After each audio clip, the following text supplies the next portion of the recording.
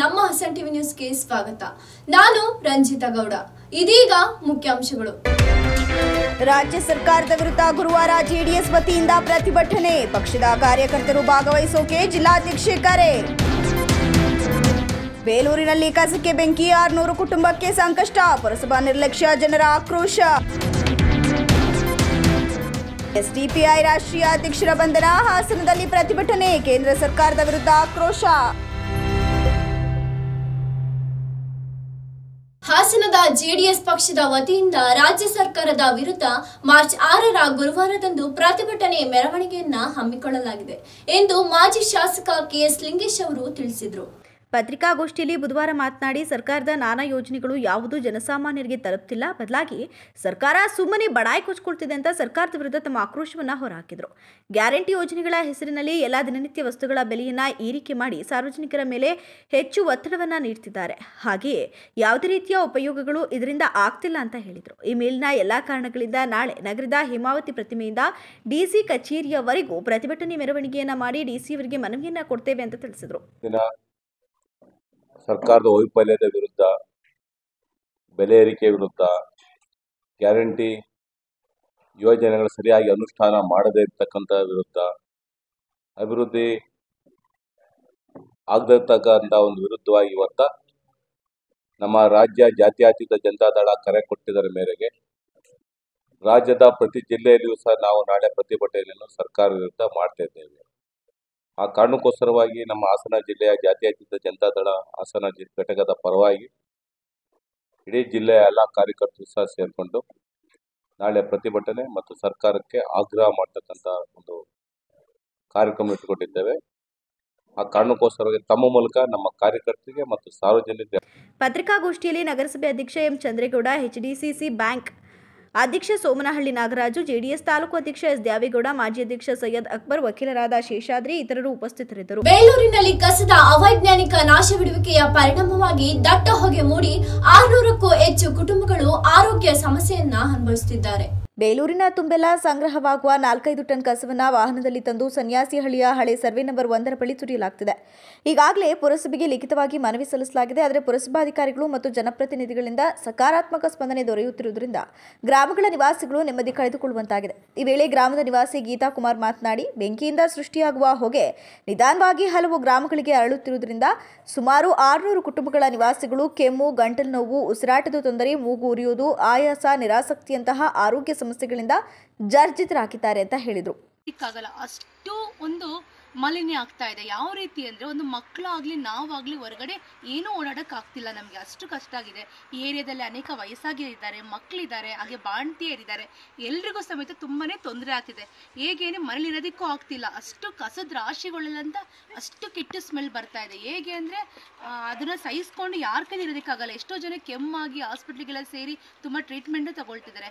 ನಾವು ಎಷ್ಟು ಈ ಸಮಸ್ಯೆಗೋಸ್ಕರ ಪುರಸಭೆಗೆಲ್ಲ ಕಂಪ್ಲೇಂಟ್ ಕೊಟ್ಟಿದ್ದೀವಿ. ಬರ್ತಾರೆ, ಹೋಗ್ತಾರೆ, ಯಾವುದೂ ಸಮೇತ ನಮಗೆ ಪ್ರಾಬ್ಲಮ್ಗೆ ಅವರ ಆನ್ಸರ್ ಮಾಡ್ತಾ ಇಲ್ಲ. ಹೀಗೆ ಆದರೆ ಈ ಊರಿನ ಬದುಕೋ ಜನಗಳು ಹೇಗೆ ಬದುಕಕ್ಕೆ ಸಾಧ್ಯ? ನಾವು ತುಂಬಾನೇ ಕಷ್ಟ ಆಗಿದೆ. ಹಸಿ ಕಸ, ಒಣ ಕಸ ಎರಡೂ ಒಟ್ಟಿಗೆ ಸ್ಟೋರ್ ಮಾಡ್ತಾರೆ. ನಮಗಂತೂ ಇಲ್ಲಿ ಇರೋದಕ್ಕೆ ತುಂಬಾ ಕಷ್ಟ ಆಗ್ತಿದೆ.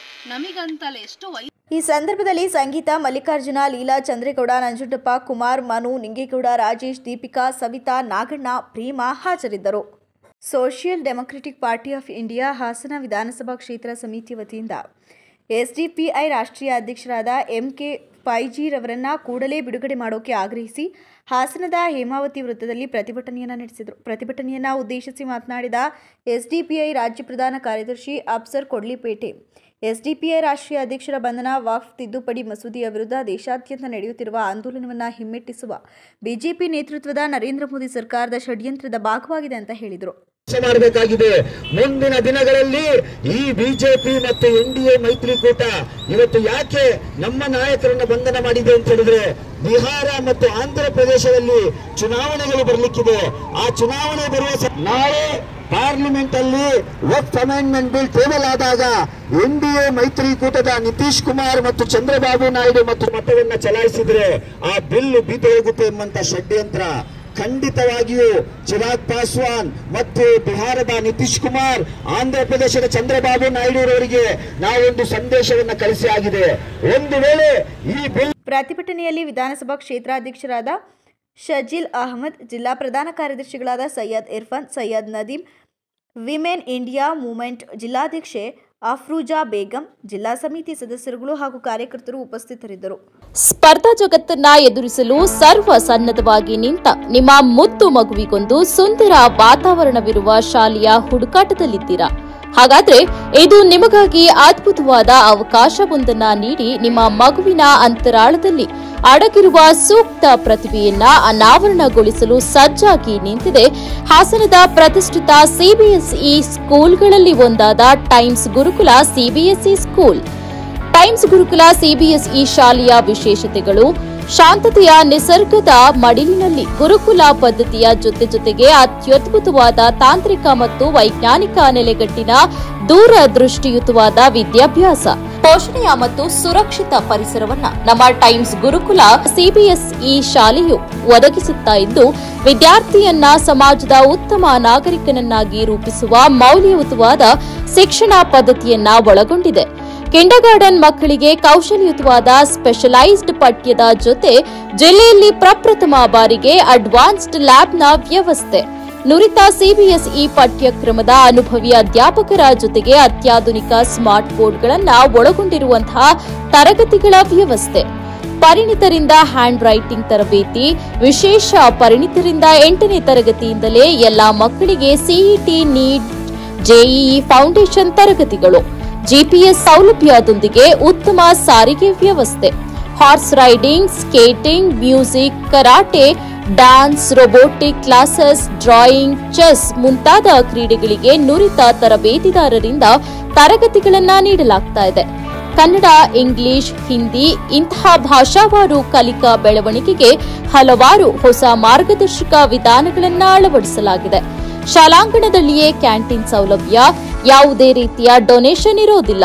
2025-26ನೇ ಸಾಲಿನ ದಾಖಲಾತಿ ಪೂರ್ವ ಪ್ರಾಥಮಿಕ ತರಗತಿಯಿಂದ 12ನೇ ತರಗತಿಯವರೆಗೆ ಪ್ರಾರಂಭವಾಗಿದೆ. ಈಗಲೇ ನಿಮ್ಮ ಮಗುವಿನ ನೋಂದಣಿ ಮಾಡಿಸಿ. ಮಗುವಿನ ಭವಿಷ್ಯಕ್ಕೊಂದು ಭದ್ರ ಬುನಾದಿಯನ್ನ ಟೈಮ್ಸ್ ಗುರುಕುಲದೊಂದಿಗೆ ಆರಂಭಿಸಿ. ಉಡುಪಿಯ ಎಂಜಿಎಂ ಮೈದಾನದಲ್ಲಿ ನಡೆದ ರಾಜ್ಯ ಮಟ್ಟದ ವಕೀಲರ ವಿವಿಧ ಕ್ರೀಡಾಕೂಟದಲ್ಲಿ ಹಾಸನ ಜಿಲ್ಲಾ ವಕೀಲರ ಸಂಘವು ಗೆಲುವು ಪಡೆಯುವುದರ ಮೂಲಕ ಚಾಂಪಿಯನ್ಸ್ ಆಗಿ ಹೊರಹೊಮ್ಮಿದೆ. ಹಾಸನದಲ್ಲಿ ಬುಧವಾರ ಪತ್ರಿಕಾಗೋಷ್ಠಿಯಲ್ಲಿ ಮಾತನಾಡಿದ ವಕೀಲರ ಸಂಘದ ಅಧ್ಯಕ್ಷ ಡಿಟಿ ಪ್ರಸನ್ನ, ಉಡುಪಿಯಲ್ಲಿ ನಡೆದ ರಾಜ್ಯ ಮಟ್ಟದ ವಕೀಲರ ಕ್ರೀಡಾಕೂಟದಲ್ಲಿ ಹಾಸನ ಜಿಲ್ಲಾ ವಕೀಲರ ಸಂಘವು ಚಾಂಪಿಯನ್ ಪಟ್ಟವನ್ನು ಗಳಿಸಿರುವುದಾಗಿ ಸಂತೋಷ ವ್ಯಕ್ತಪಡಿಸಿದರು. ಹಾಸನದ ಪುರುಷರ ಕ್ರಿಕೆಟ್ ತಂಡವು ಮಂಗಳೂರು ತಂಡವನ್ನು ಸೋಲಿಸಿ 1,11,111 ನಗದು ಬಹುಮಾನ ಮತ್ತು ಟ್ರೋಫಿ ಗಳಿಸಿತು. ಹಾಸನದ ಮಹಿಳಾ ಥ್ರೋಬಾಲ್ ತಂಡವು ಕುಮುಟಾ ವಕೀಲರ ಸಂಘವನ್ನು ಸೋಲಿಸಿ ತೃತೀಯ ಸ್ಥಾನವನ್ನು ಪಡೆದು 11,111 ನಗದು ಬಹುಮಾನ ಪಡೆದಿತ್ತು ಮತ್ತು ಮಹಿಳೆಯರ ಶಟಲ್ ಬ್ಯಾಡ್ಮಿಂಟನ್ ಪ್ರಥಮ ಸ್ಥಾನವನ್ನು ಪಡೆದು 11,111 ನಗದು ಬಹುಮಾನವನ್ನು ಪಡೆದಿತ್ತು. ಹಲವಾರು ಜನ ಹಿರಿಯ ಮತ್ಸದ್ದಿಗಳು, ಹಿರಿಯ ವಕೀಲರುಗಳು ಸಾಕಷ್ಟು ಸಮಾಜಕ್ಕೆ ಕೊಡುಗೆಯನ್ನು ಕೊಟ್ಟಿದ್ದಾರೆ. ಈ ಸಂಘ 10 ಜನ, 100 ಜನ, 1000 ಜನ ಹಿರಿಯ ವಕೀಲರುಗಳನ್ನ ಈ ಸಂಘ ನೋಡಿದೆ, ಈ ಜಿಲ್ಲೆ ನೋಡಿದೆ. ಅವರ ಕೊಡುಗೆ ಏನು ಅಂತ ಕೂಡ ತಮ್ಮೆಲ್ಲರಿಗೂ ಗೊತ್ತಿದೆ. ಮತ್ತೆ ಅವರ ಕೊಡುಗೆ ಇವತ್ತು ನಾವು ಸ್ಮರಿಸಬೇಕಾಗ್ತದೆ. ಅನನ್ಯ ಅವ್ರ ಕೊಡುಗೆ ಅಮೋಘ. ಉದಾಹರಣೆಗೆ ನಾನು ಹೇಳ್ಬೇಕು ಅಂತಂದ್ರೆ, ನಾವು ಇತ್ತೀಚೆಗೆ 2002ನೇ ಇಸ್ವಿನಲ್ಲಿ ನಾವು ನಮ್ಮ ಪ್ರಾಕ್ಟೀಸ್ ಅನ್ನ ಸ್ಟಾರ್ಟ್ ಮಾಡಿದಂಥದ್ದು. ಸೊ ನನಗೂ ಕೂಡ ಇವತ್ತು 22-23 ವರ್ಷ ಸರ್ವಿಸ್ ಆಗಿರೋಂಥ ಸಂದರ್ಭದಲ್ಲಿ ನಾನು ಇವತ್ತು ನಮ್ಮೆಲ್ಲ ಹಿರಿಯರುಗಳನ್ನ ಇವತ್ತೇನು ನಾವು ಈ ಕೀರ್ತಿಯನ್ನು ತಂದಿದ್ದೀವಿ ತಮ್ಮ ಮುಂದೆ, ಹಾಸನ ಜನತೆ ಮುಂದೆ, ರಾಜ್ಯದ ಜನತೆ ಮುಂದೆ ಈ ಕೀರ್ತಿಯನ್ನು ನಾವು ನನ್ನ ಎಲ್ಲ ಹಿರಿಯ ವಕೀಲರಿಗೆ, ಹಾಸನ ಜಿಲ್ಲಾ ಜನತೆಗೆ ಮತ್ತು ನಮ್ಮ ವಕೀಲರ ಸಂಘಕ್ಕೆ ಇವತ್ತು ಏನು ಕೀರ್ತಿ ನಮ್ಮ ತಂದಿದ್ದಾರೆ ನಮ್ಮ ಸ್ಪೋರ್ಟ್ಸ್ ಪರ್ಸನ್ಸ್ ಅಡ್ವೊಕೇಟ್ಸ್ಗಳು, ಅದನ್ನು ನಾನು ಅವ್ರಿಗೆ ಸಲ್ಲಿಸೋಕ್ಕೆ ಇಷ್ಟಪಡ್ತೀನಿ. ಮೊದಲನೇದಾಗಿ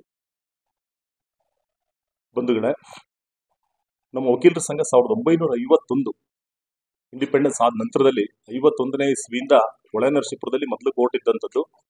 1951ನೇ ಇಸ್ವಿಯಿಂದ ಸತತವಾಗಿ ವಕೀಲರ ಸಂಘ ಹಾಸನ ಕಾರ್ಯವನ್ನು ನಿರ್ವಹಿಸ್ತಾ ಬಂದಿದೆ. ಇದರಲ್ಲಿ 10 ಜನ ಪುಣ್ಯಾತ್ಮರು, ಹಿರಿಯ ವಕೀಲರುಗಳು, ಕಿರಿಯ ವಕೀಲರುಗಳು ಎಲ್ಲರ ಸಹಭಾಗಿತ್ವದಿಂದ ಇವತ್ತು ಈ ಒಂದು ವಕೀಲ ಸಂಘ ಇವತ್ತು ಹಾಸನದಲ್ಲಿ ಪ್ರತಿಷ್ಠಿತವಾದ ಒಂದು ಸಂಘ ಆಗಿದೆ.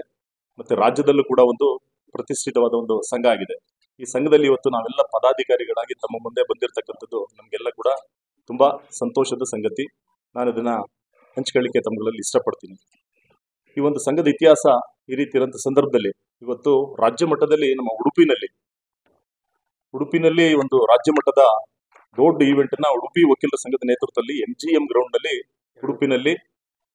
ಉಡುಪಿನಲ್ಲಿ 1-3 25 ಮತ್ತು 2-3-25 2 ದಿನಗಳ ಕಾಲ ರಾಜ್ಯ ಮಟ್ಟದ ಅನೇಕ ಪಂದ್ಯಾವಳಿಗಳನ್ನ ನಡೆಸಿದಂಥ ಸಂದರ್ಭದಲ್ಲಿ ನಮ್ಮ ವಕೀಲರ ಸಂಘ 3 ಇವೆಂಟ್ಸ್ಗಳಲ್ಲಿ ಪಾಲ್ಗೊಂಡಿತ್ತು. ಅದರಲ್ಲಿ ಒಂದು ಕ್ರಿಕೆಟ್, ಇನ್ನೊಂದು ಥ್ರೋಬಾಲ್, ಮಹಿಳೆಯರ ಥ್ರೋಬಾಲ್, ಮತ್ತು ಇನ್ನೊಂದು ಶಟಲ್ ಬ್ಯಾಡ್ಮಿಂಟನ್ ವುಮೆನ್ಸ್ ಡಬಲ್ಸ್. ಅದರಲ್ಲಿ 3 ಇವೆಂಟ್ಸ್ ಅಲ್ಲಿ ಪಾಲ್ಗೊಂಡಿದ್ರು. ಸೊ 3 ಇವೆಂಟ್ಸ್ ಅಲ್ಲಿ ಮೊದಲು ಕ್ರಿಕೆಟ್ ಅಲ್ಲಿ ನಾವು ಚಾಂಪಿಯನ್ಸ್ ಆಗಿ ಹೊರಹೊಮ್ಮಿದ್ದೀವಿ. ರಾಜ್ಯಕ್ಕೆ ಟಾಪ್ ಚಾಂಪಿಯನ್ಸ್ ಆಗಿ ಹೊರಹೊಮ್ಮಿದ್ದಾರೆ. ಅವತ್ತು ನಮ್ಮ ಸ್ಪೋರ್ಟ್ಸ್ ಪರ್ಸನ್ ಟೀಮ್ ಅದರಲ್ಲಿ ಇದ್ದಂಥವರು ಅಂಶದಲ್ಲಿ ಪತ್ರಿಕಾಗೋಷ್ಠಿಯಲ್ಲಿ ವಕೀಲರ ಸಂಘದ ಪ್ರಧಾನ ಕಾರ್ಯದರ್ಶಿ ಬಿಎಂ ಸಂತೋಷ್, ಖಜಾಂಚಿ ಎಚ್ಎನ್ ಪ್ರತಾಪ್, ಉಪಾಧ್ಯಕ್ಷ ಎಚ್ಎನ್ ಯೋಗೀಶ್, ಜಂಟಿ ಕಾರ್ಯದರ್ಶಿ ರೂಪಾ ಕರಿಗೌಡ, ಕ್ರಿಕೆಟ್ ತಂಡದ ಕ್ಯಾಪ್ಟನ್ ಅನುಷಾದ್, ಥ್ರೋಬಾಲ್ ತಂಡದ ಕ್ಯಾಪ್ಟನ್ ರೋಶಿನಿ ಇತರರು ಉಪಸ್ಥಿತರಿದ್ದರು.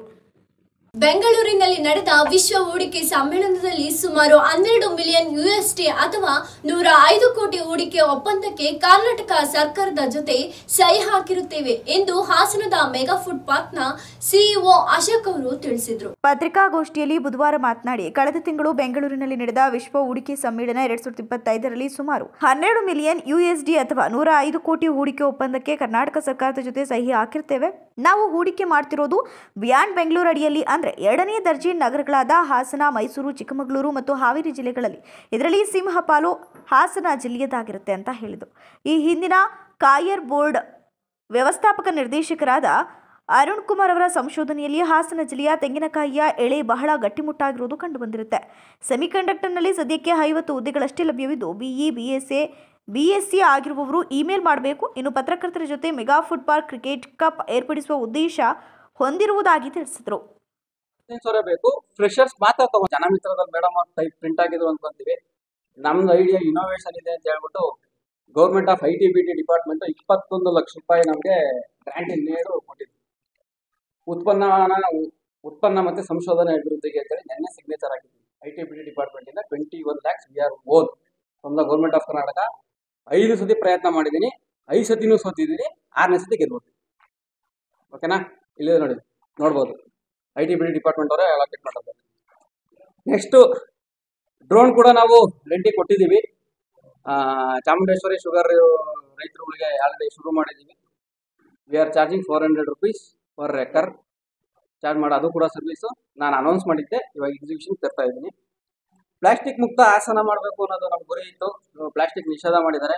ಸಿಂಗಾಪುರ್ ಕಂಪ್ನಿ ಸ್ಟಾರ್ಟ್ಅಪ್ ಕಂಪ್ನಿ ಜೊತೆ ಟೈ ಅಪ್ ಮಾಡಿಬಿಟ್ಟು ನಾನು ಲಾಸ್ಟ್ ಅನೌನ್ಸ್ ಹೇಳಿದ್ದೆ, ರೂಪುರೇಷೆಗಳನ್ನು ಸಿದ್ಧ ಮಾಡಿ ಇಟ್ಟಿದ್ದೀವಿ. ಓಕೆನಾ, ಅದು ಎಕ್ಸಿಬಿಷನ್ ಇಳಿಸ್ಬೇಕಾದ್ರೆ ಸ್ವಲ್ಪ ರೂಲ್ಸ್ ರೆಗ್ಯುಲೇಷನ್ಸ್ ಇದೆ, ಅದನ್ನು ನಾನು ಫಾಲೋ ಅಪ್ ಮಾಡಲೇಬೇಕು, ಮಾಡ್ತಾ ಇದ್ದೀವಿ. ಸೊ ನೆಕ್ಸ್ಟ್ ವಿಶ್ವವಿದ್ಯಾಲಯ ಉಳಿಸಿ ಹೋರಾಟ ಸಮಿತಿ ಅಸ್ತಿತ್ವಕ್ಕೆ ಮಾರ್ಚ್ 16ರಂದು ದುಂಡು ಮೇಜಿನ ಸಭೆ ಹಾಗೂ ಮಾರ್ಚ್ 19ರಂದು ಬೃಹತ್ ಪ್ರತಿಭಟನಾ ಸಭೆಯನ್ನ ಏರ್ಪಡಿಸಲಾಗಿದೆ ಎಂದು ಹಾಸನದಲ್ಲಿ ನೂತನ ಸಮಿತಿ ಅಧ್ಯಕ್ಷ ಡಾಕ್ಟರ್ YS ವೀರಭದ್ರಪ್ಪ ಅವರು ತಿಳಿಸಿದರು. ಪತ್ರಿಕಾಗೋಷ್ಠಿಯಲ್ಲಿ ಬುಧವಾರ ಮಾತನಾಡಿ, ಹಾಸನ ವಿಶ್ವವಿದ್ಯಾಲಯವನ್ನ ಮುಚ್ಚಿ ಮೈಸೂರು ವಿಶ್ವವಿದ್ಯಾನಿಲಯಕ್ಕೆ ಮರು ವಿಲೀನಗೊಳಿಸಬೇಕೆಂಬ ರಾಜ್ಯ ಸಚಿವ ಸಂಪುಟದ ಶಿಫಾರಸನ್ನ ಹಾಸನ ಜಿಲ್ಲೆಯ ಜನರಾದ ನಾವು ತೀವ್ರವಾಗಿ ವಿರೋಧಿಸುತ್ತೇವೆ. ವಿಶ್ವವಿದ್ಯಾಲಯ ಉಳಿಸಿ ಹೋರಾಟವನ್ನ ತೀವ್ರಗೊಳಿಸೋಕೆ ಮಾರ್ಚ್ 16ರಂದು ಹಾಸನದಲ್ಲಿ ದುಂಡು ಮೇಜಿನ ಸಭೆಯನ್ನು ಕರೆಯಲಾಗಿದೆ. ಕಾಲೇಜುಗಳ ಪದವಿ ತರಗತಿಗಳಲ್ಲಿ 30,000 ವಿದ್ಯಾರ್ಥಿಗಳು ಹಾಗೂ ವಿವಿಧ ಸ್ನಾತಕೋತ್ತರ ಕೇಂದ್ರಗಳಲ್ಲಿ 2,000 ವಿದ್ಯಾರ್ಥಿಗಳು ಅಭ್ಯಾಸ ಮಾಡ್ತಿದ್ದಾರೆ ಅಂತ ಹೇಳಿದರು. ಸಮಗ್ರ ಚಿಂತನೆ ನಡೆಸಿ ಈ ಬಗ್ಗೆ ಒಂದು ಸಭೆಯನ್ನು ನಡೆಸಿ ಮುಂದಿನ ದಿನಗಳಲ್ಲಿ ಇನ್ನೂ ಉಗ್ರ ಹೋರಾಟ ಮಾಡಬೇಕು ಅಂತ ನಾವು ಒಂದು ತೀರ್ಮಾನಕ್ಕೆ ಬಂದಿದ್ದೀವಿ. ಮೊಟ್ಟ ಮೊದಲಿಗೆ ಪತ್ರಿಕೆಗಳಲ್ಲಿ ಮೊದಲನೇ ದಿವಸ ಬಂತು ನ್ಯೂಸು, ಹಾಸನ ಹೇಮಗಂಗೋತ್ರಿ ವಿಶ್ವವಿದ್ಯಾಲಯ ಮುಚ್ಚಲ್ಪಡಲಾಗುತ್ತೆ ಅಂತ. ಆವಾಗ ಪೇಪರ್ ನೋಡಿ ನನಗೆ ತುಂಬ ಇದಾಯಿತು, ನ್ಯೂಸ್ ನೋಡಿ.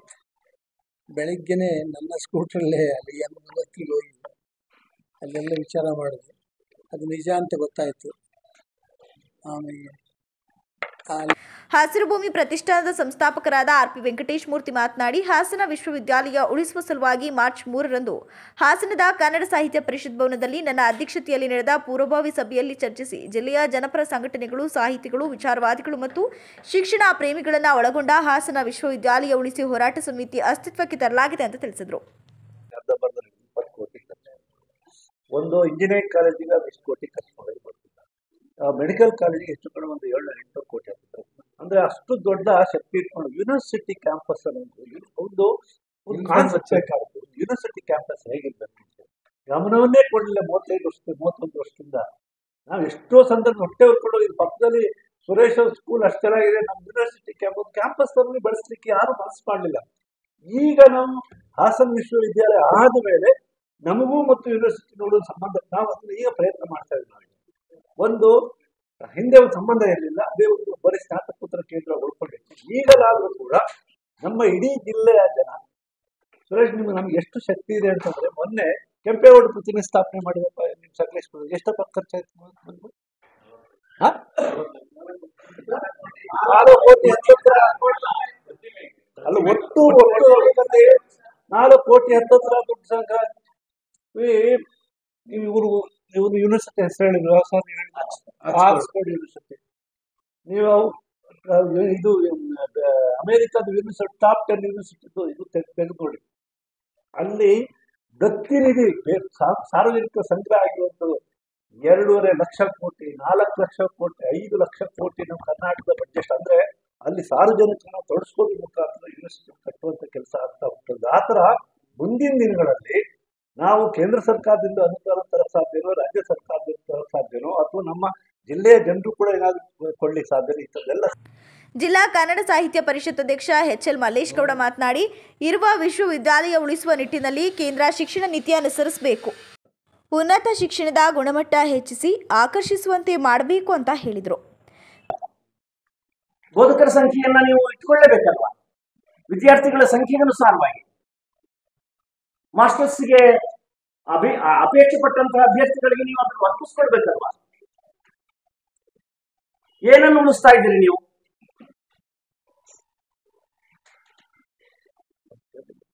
ಇದು ಪ್ರಶ್ನೆ ಅನ್ನುವಂತಹದ್ದು ಆರ್ಥಿಕ ಸ್ಥಿತಿಯೂ ಅವರಿಗೆ ಪ್ರಶ್ನೆ ಮುಖ್ಯವಾಗಿ ಕಾಣ್ತಾ ಇಲ್ಲ. ನನ್ನ ದೃಷ್ಟಿನಲ್ಲಿ ಏನೋ ಒಂದು ರೀತಿ ಪ್ರತಿಷ್ಠೆ ಅಂತ ಅನಿಸ್ತಾ ಇದೆ. 1-2 ವರ್ಷದ ಅವಧಿಯಲ್ಲಿ ವಿದ್ಯಾರ್ಥಿಗಳು ಹೊಂದ್ಕೊಳ್ಳಕ್ಕೆ ಕಷ್ಟ ಆಗುತ್ತೆ. ಯಾವುದೇ ಹೊಸ ವ್ಯವಸ್ಥೆಗೆ ವಿದ್ಯಾರ್ಥಿಗಳು ಅಷ್ಟು ಸುಲಭವಾಗಿ ಹೊಂದ್ಕೊಳ್ಳಲ್ಲ. ಈಗಾಗಲೇ 2 ವರ್ಷ ಅಧ್ಯಯನ ಮಾಡಿರ್ತಕ್ಕಂಥ ವಿದ್ಯಾರ್ಥಿಗಳು ಕೇಳಬಹುದು, ನಾವು ಹಾಸನ ಯೂನಿವರ್ಸಿಟಿ ಸ್ಟೂಡೆಂಟ್ಸ್ ಅಂತ. ಮುಂದಿನ ವರ್ಷ ಅವ್ರು ಮೈಸೂರು ಯೂನಿವರ್ಸಿಟಿ ಸ್ಟೂಡೆಂಟ್ಸ್ ಅಂತ ಆದ್ರೆ ಅವ್ರಿಗೆ ಯಾವ ರೀತಿ ತಳಮಳ ಆಗ್ತದೆ ಅನ್ನುವಂಥದ್ದು ಯಾರು ಅಧ್ಯಯನ ಮಾಡಿದ್ದೀವಿ? ಪತ್ರಿಕಾಗೋಷ್ಠಿಯಲ್ಲಿ ಸಿಐಟಿಯು ಜಿಲ್ಲಾಧ್ಯಕ್ಷ ಧರ್ಮೇಶ್, ಹಿರಿಯ ದಲಿತ ಮುಖಂಡ ಎಚ್.ಕೆ. ಸಂದೇಶ್, ಹಾಸನದ ವಿವಿ ಪ್ರಾಧ್ಯಾಪಕ ಡಾಕ್ಟರ್ ಮಹೇಶ್, ಎಂಜಿ ಪೃಥ್ವಿ ಇತರರು ಉಪಸ್ಥಿತರಿದ್ದರು. ಕೊನೆಯಲ್ಲಿ ಮತ್ತೊಮ್ಮೆ ಮುಖ್ಯಾಂಶಗಳು. ರಾಜ್ಯ ಸರ್ಕಾರದ ವಿರುದ್ಧ ಗುರುವಾರ ಜೆಡಿಎಸ್ ವತಿಯಿಂದ ಪ್ರತಿಭಟನೆ, ಪಕ್ಷದ ಕಾರ್ಯಕರ್ತರು ಭಾಗವಹಿಸೋಕೆ ಜಿಲ್ಲಾಧ್ಯಕ್ಷೆ ಕರೆ. ಬೇಲೂರಿನಲ್ಲಿ ಕಸಕ್ಕೆ ಬೆಂಕಿ, 600 ಕುಟುಂಬಕ್ಕೆ ಸಂಕಷ್ಟ, ಪುರಸಭಾ ನಿರ್ಲಕ್ಷ್ಯ, ಜನರ ಆಕ್ರೋಶ. ಎಸ್ಡಿಪಿಐ ರಾಷ್ಟ್ರೀಯ ಅಧ್ಯಕ್ಷರ ಬಂಧನ, ಹಾಸನದಲ್ಲಿ ಪ್ರತಿಭಟನೆ, ಕೇಂದ್ರ ಸರ್ಕಾರದ ವಿರುದ್ಧ ಆಕ್ರೋಶ.